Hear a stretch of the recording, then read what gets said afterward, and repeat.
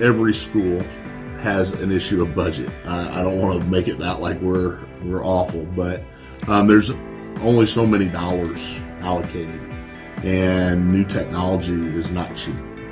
And so we do face some challenges. We are able to fight those challenges to some degree, but there's always things that we can't quite get just because we can't afford it. There was a time frame where technology was fairly stagnant, and if you could work on something in 1940, you could work on something in 1970, because there really wasn't a whole lot of changes in those years. Now we're finding every year new computer systems. It's going to be some education, and it's going to be continuing that education. I don't see that changing. The vocational education you're going to get now is not the vocational education you got 25 years ago. We started MachineRocket.com as a platform to connect buyers and sellers of machines. The beauty of it is that what we've discovered along the way is that there's organizations that have machines that they would be more than willing to donate to nonprofits and educational organizations. There's nothing out there that does it right now. We think this is a unique opportunity.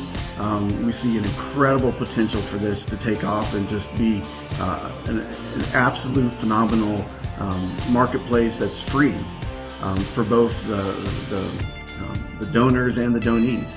We just needed to find a way to connect those two people together, and we think we've done that with our platform, and we're excited to get that out and let people start using it.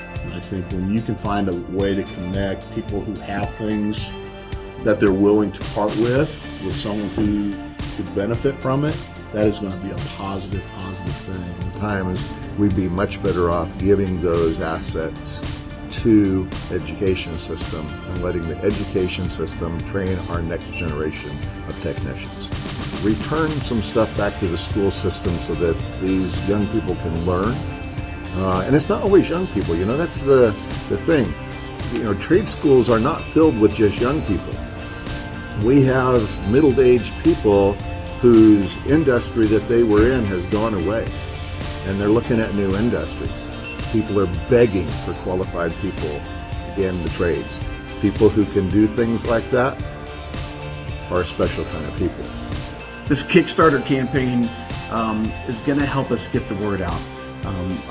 Our biggest need right now is to have the resources to communicate not just with the schools and teachers and nonprofits, but also this myriad of businesses and industry that has equipment sitting out there. We need the resources to start to reach out and communicate and connect, to start to have that the inventory and the platform that could start making these connections live for the students in the classrooms. 10. Go for main engine start.